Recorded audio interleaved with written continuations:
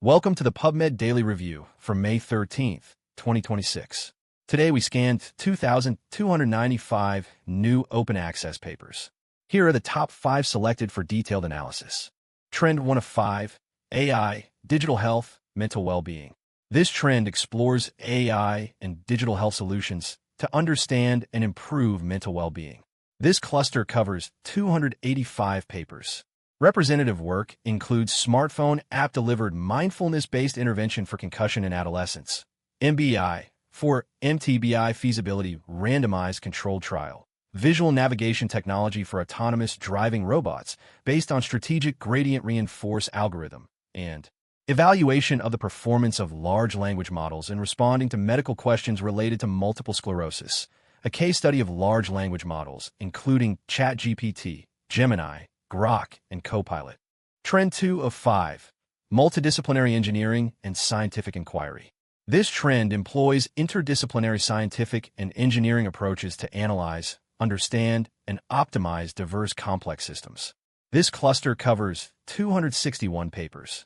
Representative work includes the application of innovative joint control strategies in the synergistic optimization of enterprise procurement, production, rework, and quality control. Structural dynamics of a human ORI 1 channel revealed by cryo-electron microscopy, and enhanced aerodynamic and mechanical performance of double-rotor wind turbines via a one-way fluid structure interaction analysis.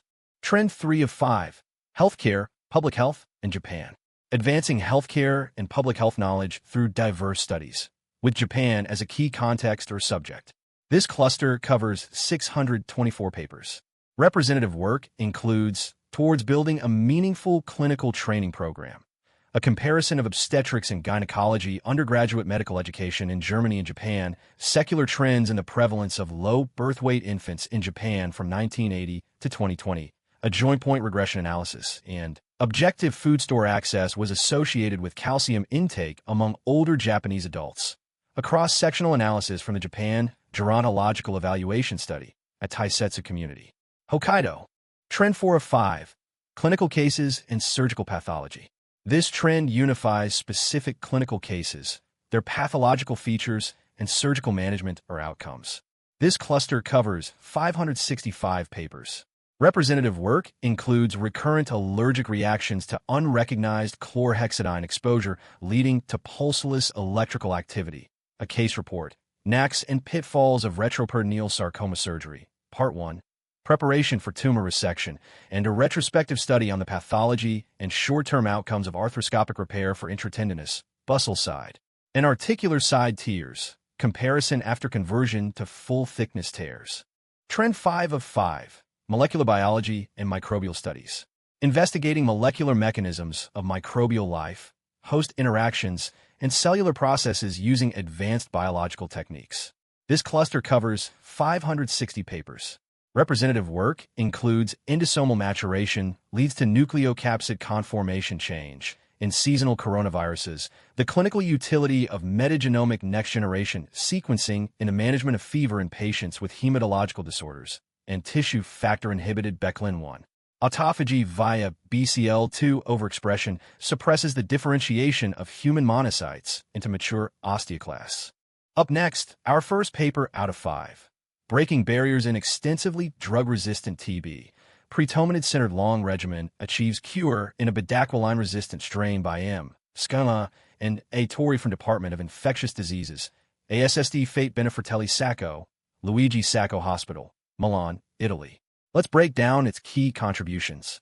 Extensively drug-resistant tuberculosis, or XDR-TB, presents a significant challenge in global health. Patients often face poor outcomes due to the lack of effective treatment options and the inherent weakness of available regimens.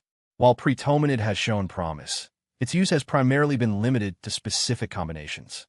This paper investigates whether a pretomanid-centred regimen could offer a solution for a particularly challenging case of XDR-TB with bedaquiline resistance. This study is a case report focusing on a single 51-year-old man living with HIV and extensively drug-resistant TB, including resistance to bedaquiline. The patient received a highly individualized pretomanid-centered long regimen, carefully tailored to his specific resistance profile. A critical aspect of this treatment was the use of therapeutic drug monitoring, or TDM, to optimize drug dosages. The primary goal was to achieve clinical, radiological, and microbiological cure, with follow-up extending 6 months post-treatment. The results were highly encouraging. The patient was declared cured after 18 months of treatment, with no signs of relapse detected during the 6-month post-treatment follow-up period. Therapeutic drug monitoring played a crucial role, ensuring that 45% of linezolid trough dosages and 49% of amikacin dosages were within the therapeutic range. While mild ototoxicity was observed with amikacin, no other severe adverse events were recorded, demonstrating the regimen's manageability and effectiveness. This case report offers vital insights into managing challenging XDR-TB cases. It suggests that pretomanid can function as a core drug, even in the presence of bedaquiline resistance, when combined with other potent agents. The success also underscores the critical role of therapeutic drug monitoring in optimizing drug dosages, enhancing efficacy, and mitigating toxicity over long treatment courses.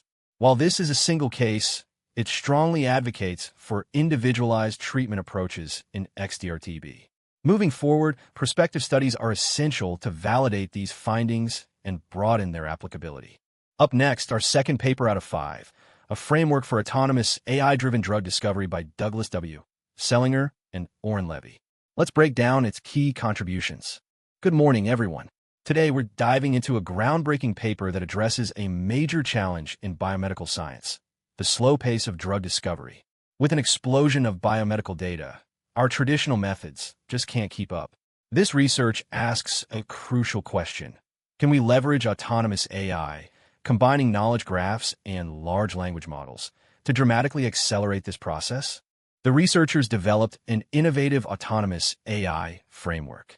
At its core, it integrates knowledge graphs with powerful large language models. A novel component, the focal graph, uses centrality algorithms to sift through vast datasets, distilling them into clear, data-driven hypotheses. They demonstrated this system's capability by implementing it to autonomously plan and execute a multi-step target discovery workflow. This framework demonstrated several key capabilities.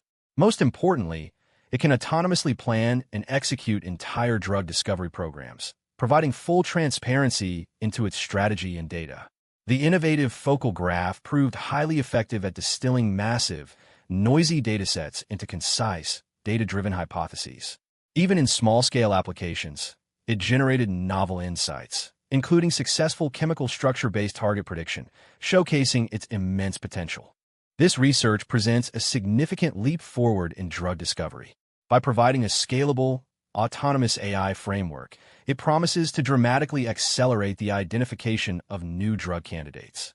The novel focal graph is a particularly exciting innovation, offering a transparent way to make sense of complex biological data. Looking ahead, the next steps will involve expanding the application and validation of this powerful framework across the entire drug discovery pipeline. Up next, our third paper out of 5, a pan-cancer single-cell atlas to evaluate tumor identity, cell line concordance, and dependency mapping by Rosalie F. Reveron-Thornton and Daniel DeLitto. Let's break down its key contributions. Understanding cancer at a cellular level is crucial for developing effective treatments. However, traditional bulk sequencing methods often mask the unique characteristics of cancer cells. While single-cell sequencing offers a solution, existing public datasets frequently present challenges with data quality and inconsistent annotations, making it difficult to draw reliable conclusions. This study aimed to address these critical limitations. To tackle these challenges, researchers developed a stringent integration framework. They applied advanced computational techniques, including Mahalanobis distance-based selection and batch correction, to process a vast array of public single-cell RNA sequencing datasets. This rigorous approach allowed them to construct a high-quality pan-cancer atlas, which they named the SC Tumor Atlas. This atlas was designed to serve as a robust resource for various cancer research applications.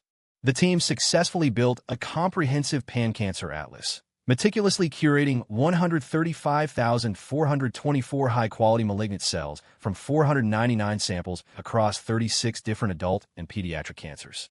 This impressive resource allowed them to accurately determine tumor cell line concordance and project genetic dependencies inferred from CRISPR screens. Essentially, they created a powerful tool that can be used for tumor identity inference, cell line benchmarking, and systematically identifying genetic vulnerabilities. This groundbreaking SC Tumor Atlas represents a significant leap forward in cancer research. It offers a high-quality, scalable resource that can help us better understand the unique identities of tumors and pinpoint their genetic vulnerabilities at an unprecedented single-cell level. By overcoming the data quality issues of previous methods, this framework is poised to accelerate the discovery of cancer-specific dependencies and refine the selection of preclinical models, ultimately paving the way for more effective therapies. Up next, our fourth paper out of 5.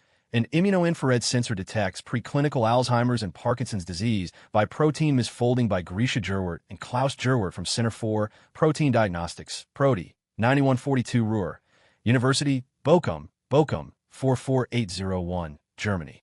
Let's break down its key contributions.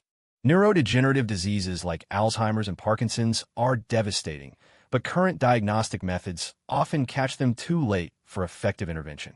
Imagine if we could detect these diseases years before symptoms appear, using a simple blood test. This paper explores a groundbreaking immuno-infrared sensor, or IRS, designed to do just that by identifying subtle protein misfolding that signals the earliest stages of disease. The researchers developed a novel immuno-infrared sensor, or IRS, leveraging quantum cascade lasers and attenuated total reflection spectroscopy. This sophisticated platform uses specific antibodies to capture target proteins like amyloid beta and alpha-synuclein from human blood or cerebrospinal fluid. It then precisely measures changes in their infrared absorbance, indicating early protein misfolding, a hallmark of neurodegenerative disease onset. The IRS showed remarkable performance. For Alzheimer's, it predicted clinical risk up to 17 years before onset with an AUC of 0.82 and conversion from subjective cognitive decline with an impressive AUC of 0.94. For Parkinson's, it achieved 94% sensitivity and 97% specificity in CSF and similar high accuracy in blood. This technology also demonstrated superior signal-to-noise ratio compared to traditional FTIR, highlighting its precision. This immuno-infrared sensor represents a significant leap forward in neurodegenerative disease diagnostics. By detecting protein misfolding at the preclinical stage, it opens the door for much earlier interventions, potentially delaying or even preventing disease progression. This technology has the potential to revolutionize population screening and drug development, offering hope for millions affected by these challenging conditions. Up next, our fifth paper out of 5, Novel Insights into Early Alzheimer's Disease. Quantitative gradient recalled echo MRI reveals preatrophic neuronal and myelin injury concurrent with emerging amyloid pathology by Satya Vivian, Kodapalli, and Dmitry A. Yablonsky from Department of Radiology, Washington University in St. Louis, Missouri, USA. Let's break down its key contributions. Alzheimer's disease is a devastating condition, with pathology starting long before symptoms appear. We know amyloid plaques build up early, but what's happening to the brain structure at this very initial stage, before any visible shrinkage or atrophy? Current imaging often misses these subtle, early changes. Our study aimed to fill this knowledge gap, investigating if a new MRI technique could detect microstructural damage much earlier, potentially opening new windows for intervention. We conducted a cross-sectional study with 141 participants, using 2 advanced imaging techniques. First, PET scans to measure amyloid levels in the brain, classifying individuals based on their amyloid status. Second, a specialized MRI technique called quantitative gradient recalled echo, or QGRE, to derive 2 novel biomarkers, the neuronal density index and the myelin density index. Our goal was to compare these microstructural markers between groups with different amyloid burdens, all at a single point in time. Our findings were quite striking.